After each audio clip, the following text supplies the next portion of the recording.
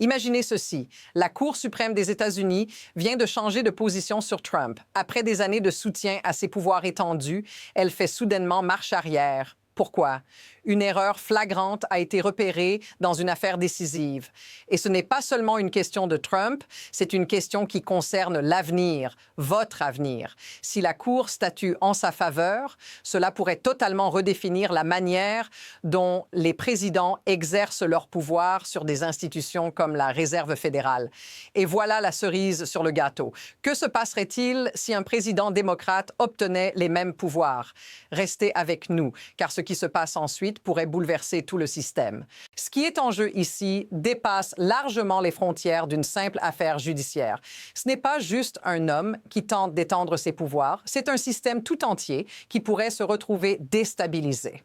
La Cour suprême vient de se retrouver à un carrefour décisif. Permettre à un président de licencier des membres de la Réserve fédérale sur simple accusation, sans même avoir approuvé quoi que ce soit, ou bien poser des limites claires. Mais ce que l'on ne dit pas tout de suite, c'est que cette décision pourrait affecter tous les présidents, quel que soit leur parti. Et voici la question qui se pose. Si Trump peut faire ça, qu'est-ce qui empêcherait un président démocrate d'en faire autant dans le futur? Si la Cour suprême valide une telle décision, tout ce que le prochain président devra faire, c'est dire les mots magiques « licenciement pour cause » et il pourra se débarrasser des personnes qui ne sont pas d'accord avec lui. Imaginez l'impact. Ce n'est pas une question de politique, mais de pouvoir. Et ce pouvoir pourrait tomber entre de mauvaises mains bien plus vite qu'on ne l'imagine. Et alors que la Cour commence à réaliser l'ampleur de ce qu'elle pourrait légitimer, des voix à l'intérieur même de l'institution se font entendre. Des juges comme Kavanaugh, qui ont pourtant soutenu Trump par le passé, commencent à émettre des doutes. Leurs inquiétudes sont simples. Si cette décision passe, elle pourrait ouvrir une boîte de Pandore. Et pas seulement pour Trump, mais pour tous les présidents à venir. Kavanaugh, en particulier, se pose la question suivante. Et si un président démocrate arrivait et décidait de licencier des membres de la Réserve fédérale simplement parce qu'ils n'étaient pas d'accord avec sa vision environnementale ou économique? C'est une pensée alarmante. Si la porte est ouverte à des licenciements sans cause réelle, la question de la séparation des pouvoirs et de l'indépendance des agences devient bien plus floue. Regardez où cela nous mène. Un président pourrait simplement dire « licenciement pour cause », pour toute raison, sans besoin de preuves. Et voilà, un pouvoir présidentiel sans contrôle, utilisé pour écraser ceux qui s'opposent à lui. Et si cela n'était pas suffisant, imaginez les répercussions économiques. Cela pourrait déstabiliser les marchés mondiaux, les pensions de milliers de travailleurs et bouleverser des décennies de politiques économiques. Mais ce qui est encore plus inquiétant, c'est le contraste frappant entre ce que Trump prétend et ce qu'il fait réellement. Quand il évoque des raisons de licenciement pour cause, tout semble flou, voire fabriqué. Un exemple, la soi-disant discrétion de Lisa Cook en matière de fraude hypothécaire. En réalité, il s'agit d'un prétexte fabriqué de toutes pièces et tout le monde le sait. Et voici où ça devient vraiment grave.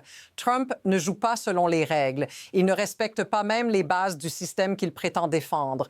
Cela ne concerne pas seulement un individu, mais tout un système qui permet de fausser la réalité.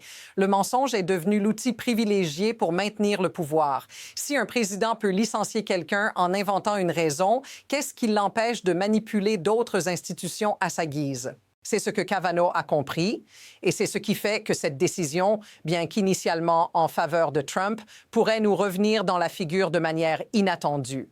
Kavanaugh et d'autres juges sont conscients de cette dynamique. Ils comprennent que leur décision pourrait avoir des répercussions majeures dans un futur proche, à commencer par la montée en puissance de mentors présidentiels qui exploitent cette faiblesse du système pour obtenir ce qu'ils veulent. Alors qu'ils tentent de justifier le licenciement de Cook par des arguments totalement fallacieux, c'est le dérèglement du système dans son ensemble qu'ils créent. Ce qui est frappant ici, c'est l'incapacité du système judiciaire à reconnaître les motivations réelles derrière ces décisions. En surface, Tout semble être une question de politique de licenciement. Mais en réalité, c'est bien plus grave. C'est un jeu de pouvoir bien plus vaste. Trump ne joue pas pour des raisons morales ou juridiques, mais pour imposer une vision. Et si le système judiciaire, comme la Cour suprême, commence à accepter cela, nous nous retrouvons dans un précédent dangereux. Les justices commencent à prendre conscience qu'en validant ce type de pouvoir présidentiel illimité, elles ouvrent une voie où tous les présidents peuvent se permettre de manipuler les institutions selon leur bon vouloir. Vous vous rappelez peut-être de cette phrase de Kavanaugh. Mais que se passe-t-il si un président démocrate arrive et applique la même logique? Et c'est là que tout change. Ce n'est pas simplement Trump qui est le problème ici, c'est le système qu'il cherche à déstabiliser. Si ce précédent est établi, le danger d'un pouvoir exécutif sans limite pourrait bien devenir la norme. Et si une administration future décidait de purger les institutions selon ses propres critères, que se passe-t-il alors? Non seulement les agences comme la Réserve fédérale pourraient être à la merci d'un caprice présidentiel, mais l'équilibre des pouvoirs pourrait basculer de manière irréversible. Ce n'est pas un hasard si la Cour suprême semble si réticente à prendre une décision définitive dans ce cas. Ils comprennent ce qui est en jeu. La tentation de permettre à un président de contrôler de telles institutions sans contrôle est irrésistible, mais ils savent aussi que cette porte, une fois ouverte, pourrait ne jamais se refermer. C'est une arme à double tranchant. Si la Cour valide cette logique, elle risque de créer un précédent qui pourrait être exploité par n'importe quel président dans le futur, démocrate ou républicain. Mais ce qui est plus inquiétant, c'est que cette décision est prise dans l'urgence, sans le temps nécessaire pour réfléchir à toutes ses répercussions. Pourquoi cette précipitation? Parce qu'on sait que chaque décision a des conséquences immédiates. Si la Cour donne à Trump la possibilité de licencier à sa guise, sans justification réelle, les répercussions sur l'économie et la stabilité sociale seront instantanées. Et si cela n'a pas encore frappé tout le monde, attendez de voir ce qui pourrait se passer lorsque les réactions en chaîne commencent à se multiplier. Les marchés financiers, par exemple, ne pardonnent pas de telles incertitudes. Les investisseurs, sensibles à toute instabilité politique, pourraient rapidement perdre confiance. Un choc de cette ampleur pourrait balayer les économies mondiales. Au-delà des préoccupations immédiates concernant l'économie, ce qui rend cette situation encore plus explosive, c'est la manière dont tout cela touche le fondement même de la démocratie. Quand des décisions aussi cruciales sont prises à la hâte, sans réflexion approfondie, et que des prétextes aussi fragiles sont acceptés pour justifier des actions extrêmes, cela crée un précédent qui pourrait être exploité par n'importe quel leader autoritaire. Et voilà où le véritable danger réside, une concentration du pouvoir exécutif qui pourrait finir par effacer l'équilibre entre les branches du gouvernement. Prenez un instant et imaginez si un président commence à manipuler des agences clés sur la base de simples accusations, sans preuves solides, que va-t-il se passer dans un avenir incertain?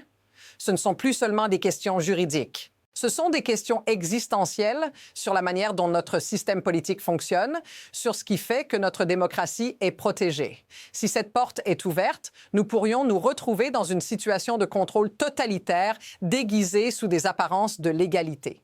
Voici le vrai dilemme. Les juges de la Cour suprême le savent. Si cette décision passe, nous risquons de perdre notre système de frein et contrepoids et cela pourrait ouvrir la voie à un président qui, dans l'avenir, pourrait manipuler les institutions selon ses propres besoins politiques.